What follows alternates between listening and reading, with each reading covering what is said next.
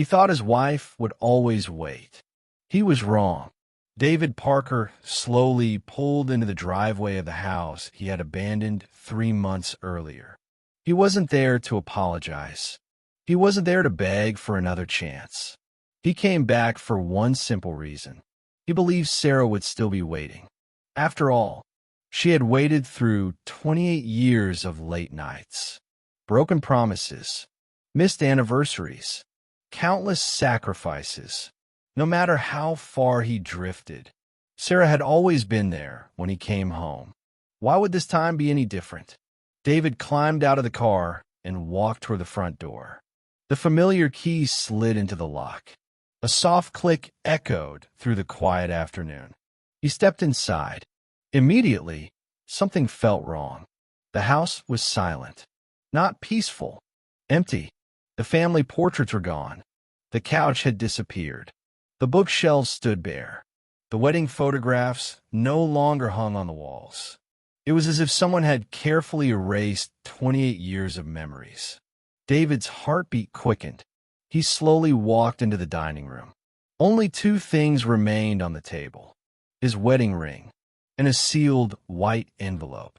Across the front, in neat handwriting, was a single word: David. His breathing became uneven.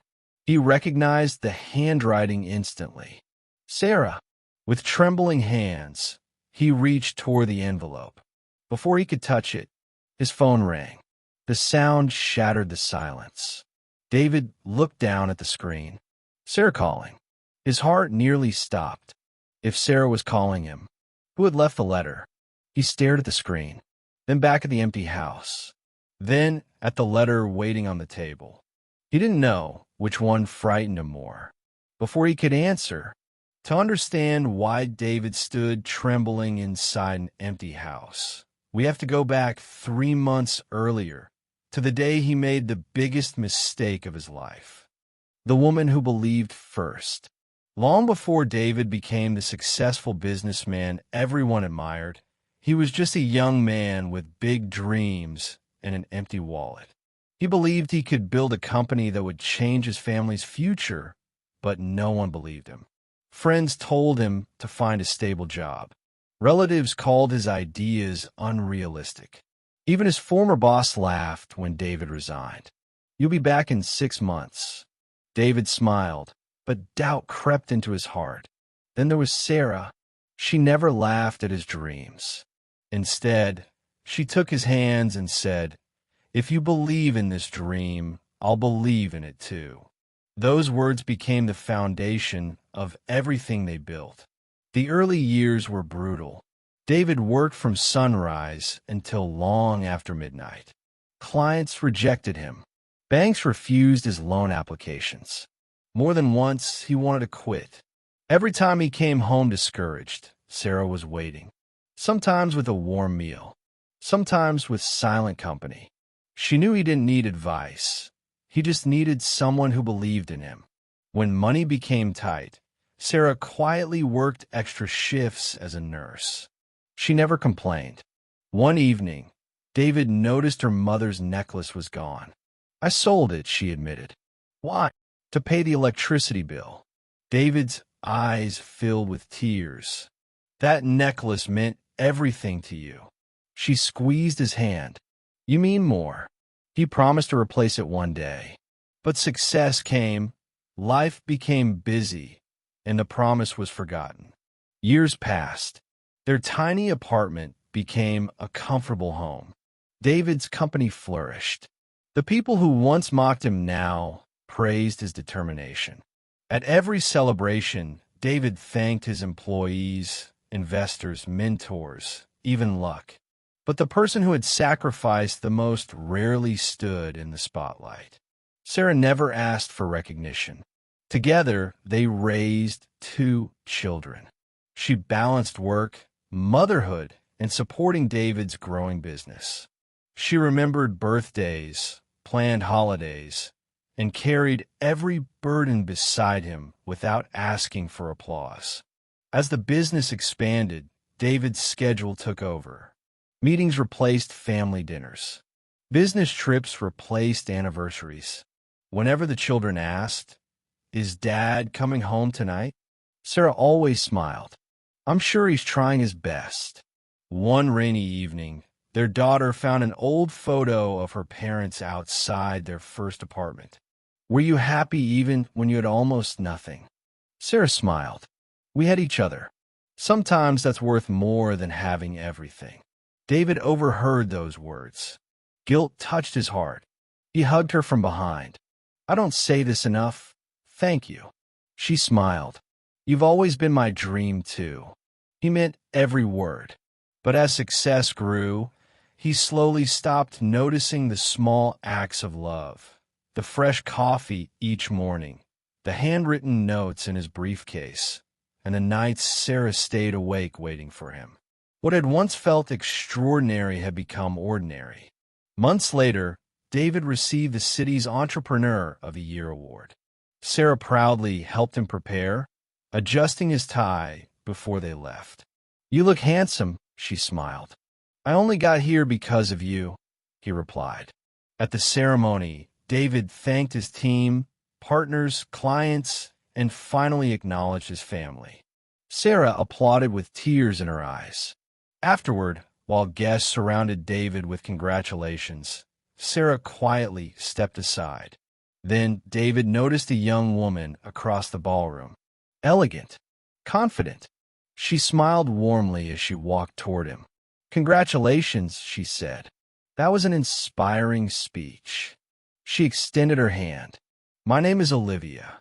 David had no idea that this simple introduction would become the first step toward losing everything he had spent a lifetime building.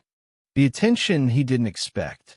Olivia's handshake was firm, but her smile was warm. "It really is an honor to meet you," she said. "I've followed your company for years." David chuckled modestly. "I hope you've only heard the good stories." She laughed. "Actually, I know about the difficult ones, too." David looked at her with surprise. "You do?" She nodded. "I read an interview you gave years ago. You said your first business almost collapsed because your biggest client walked away." David smiled. "I can't believe anyone remembers that." "I do," Olivia replied. "Most people only celebrate success. I admire people who survive failure." For a moment, David forgot about the crowd around him. She wasn't asking about profits or awards. She was asking about him. Before leaving, Olivia handed him a business card. "I'm a marketing consultant. Maybe one day our paths will cross again."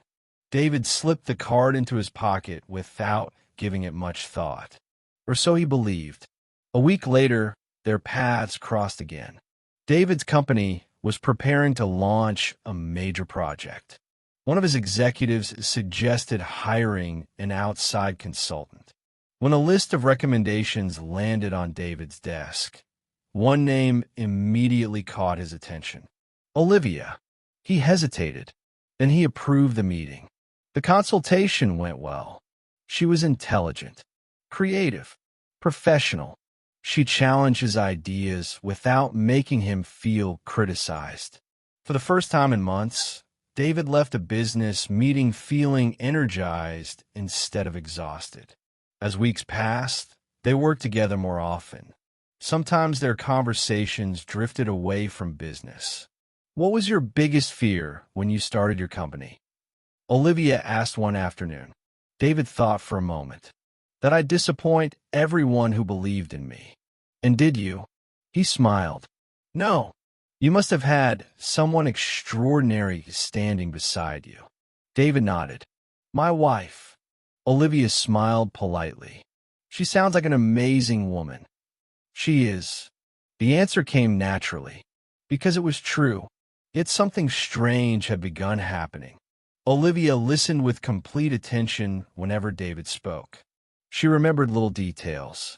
The names of his children, his favorite author, the story about his first office, even the joke he had told during their first meeting. It felt flattering. After years of discussing invoices, deadlines, and board meetings, someone seemed genuinely interested in him again. He didn't realize how much he had missed that feeling. Meanwhile, Sarah was planning something special. Their 28th wedding anniversary was only a few days away. She wanted to surprise David. She took the day off from work. She cooked every dish he loved. She found the old playlist from their wedding reception. She even wore the blue dress David had once told her was his favorite. She lit candles across the dining room. She checked the clock. 6 o'clock. He'll be here soon, she whispered to herself. 7 o'clock. The food was still warm. 8 o'clock. She called his phone. No answer. At the same moment, David sat across from Olivia in a quiet restaurant. They had just finished discussing the new marketing campaign. Olivia smiled. I know we're finished working, but would you mind staying for coffee? David looked at his watch. For a brief second, he remembered the date. Then his phone vibrated. Sarah. He stared at the screen. Olivia noticed.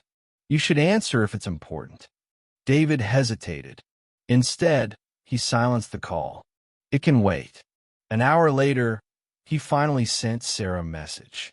Running late. Important meeting. Don't wait up. It was the first lie he had ever told her. Sarah read the message without replying.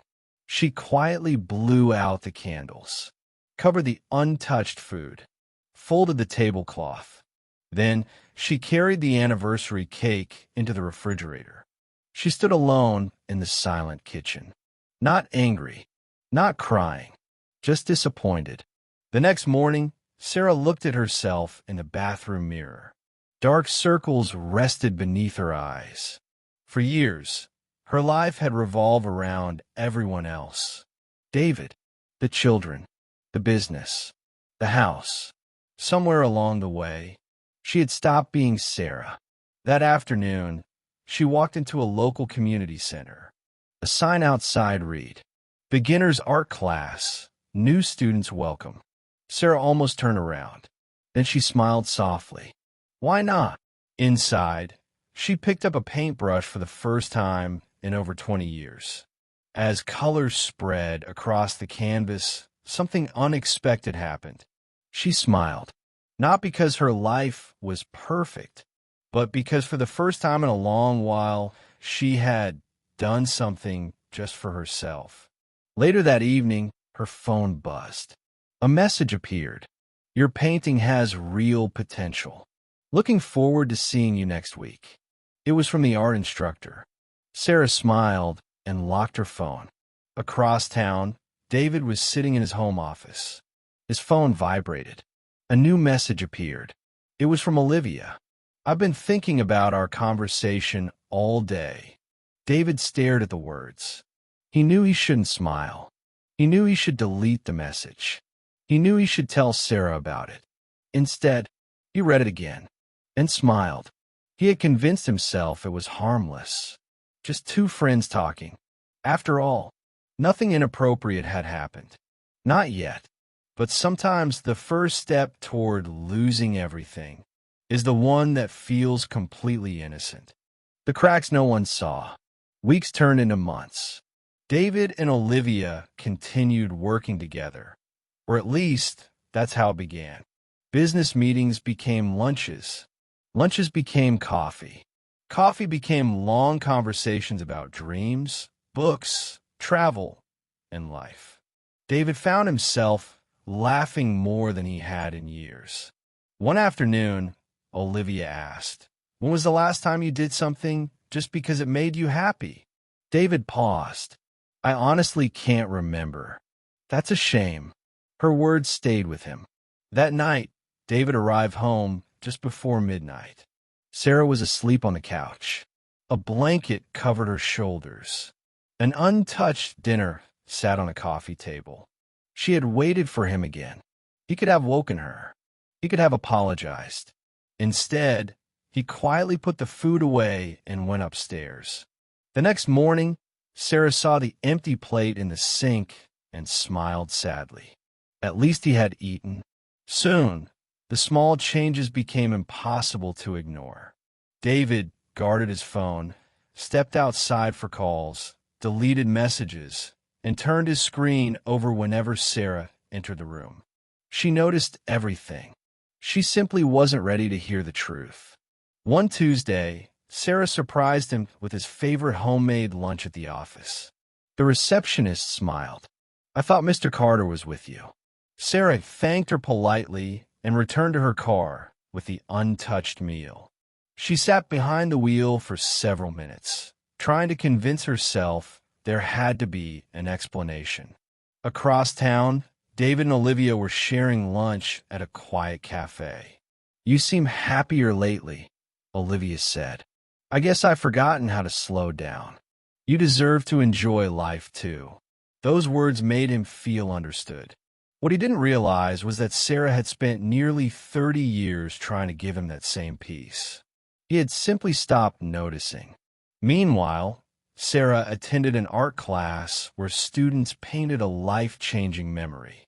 She painted the old kitchen table where she and David once shared instant noodles because they couldn't afford anything else. "Were you happy?" her instructor asked. She smiled. "We were grateful."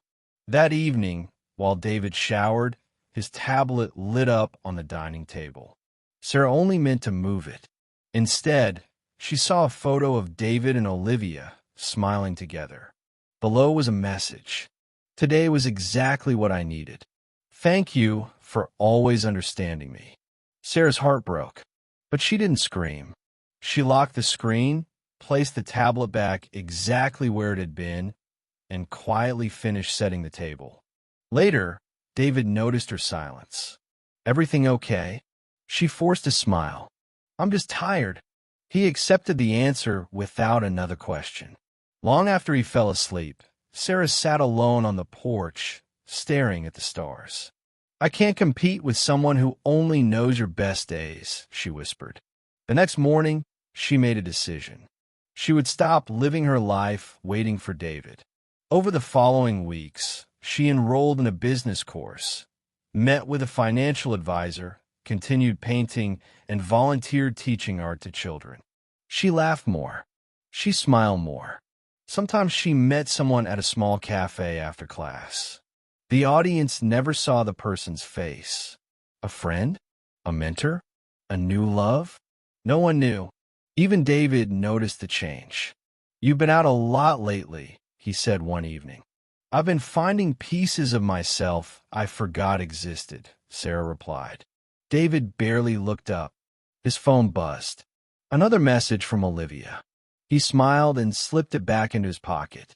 He never noticed the quiet sadness in Sarah's eyes. Sometimes the deepest cracks in a marriage don't begin with shouting. They begin with silence. And silence, left unanswered long enough, can become goodbye. The woman who stopped waiting. The following Monday, Sarah woke before sunrise. For years, her mornings had followed the same routine. Prepare breakfast, pack David's lunch, answer work emails, and make sure everyone else had what they needed before thinking about herself. But that morning was different. She still made breakfast and wished David a good day as he rushed out the door. The difference came after he left. Instead of cleaning the kitchen, she carried her sketchbook onto the back porch and began drawing the garden she had planted years earlier. For the first time in a long time, she wasn't waiting for someone to need her. She was simply enjoying the moment. Over the next few weeks, Sarah continued attending art classes. Her confidence slowly returned. She laughed more, accepted compliments, and rediscovered the woman she had forgotten while taking care of everyone else. One afternoon, her instructor smiled at her work. "You've improved remarkably." "I had a good teacher," Sarah replied. He shook his head. "No, you simply remembered who you already were." Meanwhile, David barely noticed the changes. His life revolved around meetings, business trips, and messages from Olivia. He mistook Sarah's healing for loneliness. One evening, Olivia asked, "Do you ever wonder what your life would have been like if you'd made different choices?" David hesitated. "I've never really thought about it." "Maybe you should." Everyone deserves to be truly happy. The question lingered. Days later, Sarah met with a lawyer, not out of revenge, but to understand her rights and protect the future she had helped build. After reviewing her documents, the lawyer smiled. You've been far more involved in building this business than you realize. I was only helping my husband. No, he replied gently. You were helping build an empire. Sarah left the office with something she hadn't felt in years. Confidence. At home, David drifted even farther away. Their conversations became short and empty. How was your day? Fine. I'm tired. Good night. Even their children noticed. During Sunday lunch, their son Michael finally asked, Dad, are you happy? I think so. Michael looked at him. Then why does Mom look lonely every time you're together? The room fell silent. Before David could answer, his phone buzzed. Olivia, I have to take this. As David walked outside, Michael quietly held his mother's hand. I just wish Dad knew how much you deserve, he said. A week later, Sarah celebrated her birthday. She didn't want gifts or a party. She only hoped the family could have dinner together. David promised he would be there. I wouldn't miss it. Sarah believed him. That evening, the table was beautifully prepared. 6 o'clock passed. Then 7. No message. Across town, David sat in Olivia's apartment celebrating a successful project. You can leave after dessert, Olivia said. David stood. I really should go.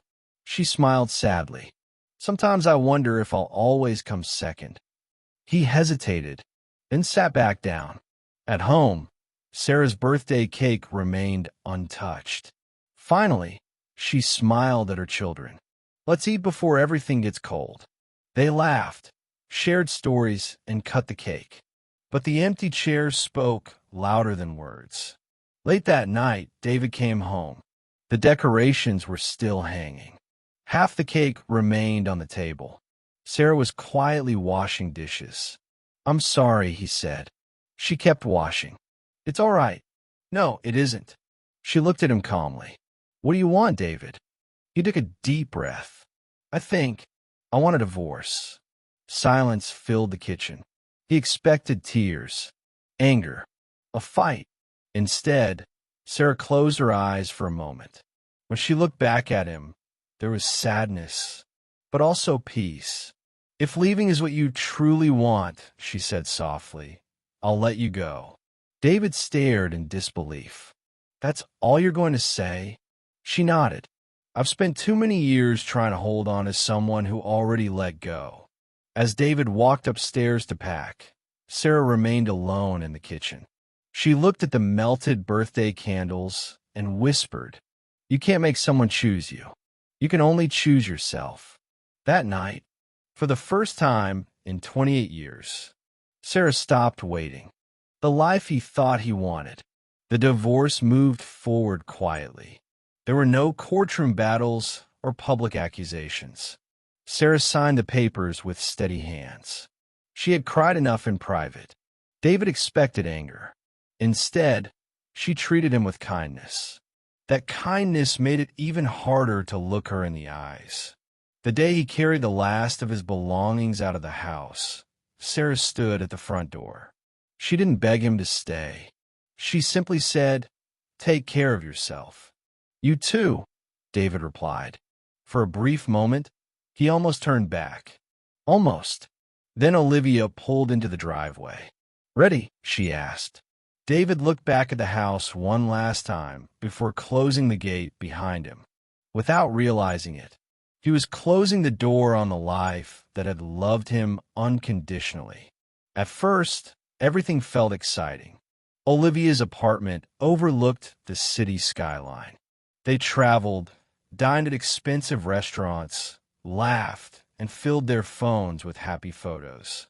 David convinced himself he had made the right choice. Whenever guilt appeared, he buried it. He told himself he deserved happiness. Meanwhile, Sarah's life moved in a different direction. She turned the spare bedroom into a bright art studio and began painting simply because it made her feel alive. Her instructor encouraged her to enter a local exhibition. "I'm too old," Sarah laughed. He smiled. "You're not too old. You're just starting." Weeks later, strangers admired her paintings in a community gallery. A little girl pointed to one of them. "I like that one." Sarah quietly wiped away a tear. For years, she had measured her worth by what she gave others. Now she was discovering joy that belonged entirely to her. Back in David's world, subtle changes began to appear. Over coffee, Olivia started asking questions. Who makes the final decisions at your company? What happens when you retire? Do your children own part of the business? And Sarah, did she ever have shares? David answered without much thought. She never cared about those things. Olivia smiled. She must have trusted you a lot.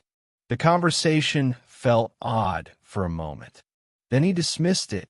Meanwhile, Sarah continued attending business seminars and meeting someone at a small cafe after class. The audience never saw the person's face, only shared laughter, notebooks on the table, and quiet encouragement. One afternoon, she received a bouquet of flowers. The card remained hidden. Later, she left home carrying a portfolio. Where was she going? Who kept encouraging her? The mystery remained. Eventually, David heard about Sarah from mutual friends. "I saw her at an art exhibition," one colleague said. "She looked happier than she has in years." David smiled politely, but inside something twisted. He had imagined Sarah grieving. Instead, she was building a life that no longer revolved around him. For reasons he couldn't explain, that hurt. Meanwhile, Olivia became increasingly interested in his finances. "If you sold your company, what would it be worth? Have you updated your will since the divorce?" Each question seemed harmless on its own. Together, they formed a pattern David refused to see. One rainy evening, David came home early. He heard Olivia talking on the balcony. "Once everything is transferred," he stopped. "He's starting to trust me completely." Before he could hear more, Olivia turned and smiled. "You're home early. Who were you talking to?" "My cousin." "And what was being transferred?" She laughed. "You must have misunderstood. We were talking about her new apartment." Everything sounded reasonable. Yet for the first time since meeting Olivia, a seed of doubt took root. That night, David lay awake replaying the words he had overheard. "Once everything is transferred." Transferred? What exactly did she mean? He tried to convince himself he was overthinking. But deep inside, his instincts were beginning to whisper a truth his heart wasn't ready to accept. The life he had sacrificed everything to chase was beginning to crack. Everything falls apart.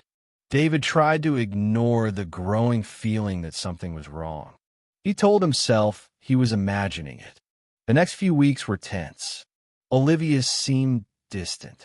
She spent more time on her phone, and whenever David asked if something was wrong, she always gave the same answers. "I'm just tired." "It's nothing. You're worrying too much." The warmth that had once drawn him to her slowly disappeared. One evening, David suggested they spend the weekend together. "I already have plans," Olivia replied. "What kind of plans?" "Just plans. We hardly spend time together anymore." She sighed. "You don't have to question everything I do." David fell silent. Years earlier, Sarah had every reason to question him. She rarely did. Now, for the first time, David understood what uncertainty felt like. Still, he convinced himself things would improve. He had no idea the worst was coming. One Friday morning, David woke to an empty apartment. Olivia was gone. The closet was half empty. The jewelry, designer handbags, expensive gifts, emergency cash, important financial documents, and even spare car keys had disappeared. His heart raced. He called her. Voicemail. Again. Blocked. The truth became impossible to deny. Olivia hadn't simply left. She had disappeared with everything she could take. The police took his report, but much of what was gone could never be recovered. The financial loss hurt. The humiliation hurt even more. News spread quickly. Business partners questioned his judgment. Investors lost confidence. Projects stalled. Contracts disappeared. The success that had taken decades to build began slipping away. But the hardest loss wasn't money. It was loneliness. David scrolled through his contacts, calling old friends. Most never answered. The people who had once crowded his life quietly vanished. For the first time in years, he was completely alone. One afternoon, he drove past his old neighborhood. Outside the community art center, he saw Sarah carrying several paintings. She was laughing. Standing beside her was the same mysterious person viewers had seen throughout the story. David's heart sank. So, there really was someone else. Curiosity drew him inside. An elderly volunteer greeted him. "Are you looking for Sarah?" He nodded. "She's wonderful," the woman smiled. "She's one of our volunteer mentors." Mentor? She teaches art to children and helps adults rebuilding their lives after divorce and loss. David hesitated. "I've seen her meeting someone after class." The woman laughed softly. "Oh, Mr. Bennett? He's our business mentor. Happily married. He's helping Sarah prepare to open her own community art studio." David stood speechless. "And the flowers?" he asked quietly. "They're thank you gifts from the children's parents." In that moment, every assumption collapsed. Sarah hadn't been searching for another man. She had been finding herself. David slowly walked through the exhibition until one painting stopped him. It showed a tiny kitchen. A young couple shared a bowl of instant noodles beneath the warm glow of a single light. Its title read, "When We Had Everything." His eyes filled with tears. They had been poor. The electricity had been cut off. Yet they had laughed together because they still had each other. Only now did David understand. He had spent years chasing a better life. Without realizing, he had already been living it. He left the gallery in tears. There was only one place he wanted to go. Home. Not the luxury apartment. Not the expensive hotels. The house where Sarah had stood beside him through every success, every failure, and every sacrifice. Surely, she would forgive him. She always had. As he drove through the familiar streets, hope returned. Maybe it wasn't too late. Maybe Sarah was still waiting. What David didn't know was that this journey would lead him back to the empty house, the wedding ring, the letter, and the hardest lesson of his life. He was wrong. The story caught up with the present. David stood motionless in the dining room of the house he had once called home. The rooms were empty. His phone kept ringing. Sarah calling. He looked at the screen, then at the sealed envelope beside his wedding ring. Finally, he answered. "Sarah." For a few seconds, neither of them spoke. Then Sarah broke the silence. "You came back." "I did. Are you at the house?" "Yes." "It's empty," he whispered. "I know. I don't understand." "You will." Her voice was calm. "Before we say anything else, read the letter." David's hands trembled as he opened the envelope. Inside was a neatly folded page. He began to read. "Dear David, if you're reading this, you've finally come home. I always believed home wasn't a place. It was wherever we were together. I remember our first apartment, the leaking roof, and the nights we laughed over instant noodles because it was all we could afford.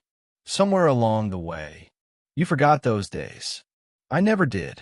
I remember every setback, every rejection, and selling my mother's necklace so we could keep the lights on. You promised to replace it one day. You never did. Not because you stopped loving me, but because success became louder than your promises. I never needed another necklace. I only needed my husband. I watched your dreams come true and celebrated every success. I never wanted applause. But somewhere along the journey, you stopped seeing me. You thanked strangers before thanking the woman who believed in you when no one else did. For a long time, I blamed myself. Then one day I looked in the mirror and realized I hadn't lost you overnight. I had lost myself. So I stopped waiting. I picked up my paintbrush again. I laughed again. I remembered who I was. David, I don't hate you. I've already put that burden down. I forgive you, not because it didn't hurt, but because I refuse to let pain define the rest of my life. Forgiveness doesn't always mean going back. Sometimes it means moving forward in peace. I hope you find that peace too. Thank you for our memories. Thank you for our children. Now it's time for me to keep believing in myself. Goodbye, David. With gratitude, Sarah. The letter slipped in David's trembling hands. Tears streamed down his face. He realized Sarah had never asked for perfection. She had only wanted his presence. He lifted the phone. Sarah, his voice broke. I'm so sorry. I know, she answered gently. I thought happiness was somewhere else. I know. I didn't realize what I already had. After a long silence, he whispered, Can we start over? Sarah closed her eyes. If I came back now, I would lose myself all over again. I've changed. I hope you have. I still love you. I know, and a part of me always will. But love isn't always enough. David covered his face. You deserved better. She replied softly. I deserve to be chosen. For 28 years, I chose you every day. One day, I finally chose myself. David looked around the empty house. Every room was filled with memories. He had spent years chasing something better, only to abandon the life he already wanted. Is this really goodbye? He asked. Sarah took a slow breath. No, it's thank you. Thank you for our years together. I truly hope you find peace.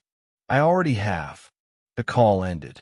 David slipped the wedding ring into his pocket, not because he believed Sarah would wear it again, but because he never wanted to forget the price of taking unconditional love for granted.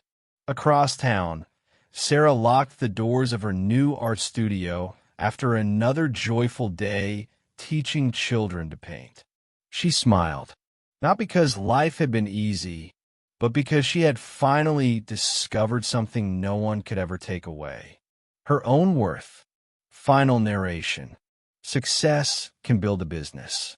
Money can buy comfort, but neither can replace the quiet love of someone who believed in you before the world did.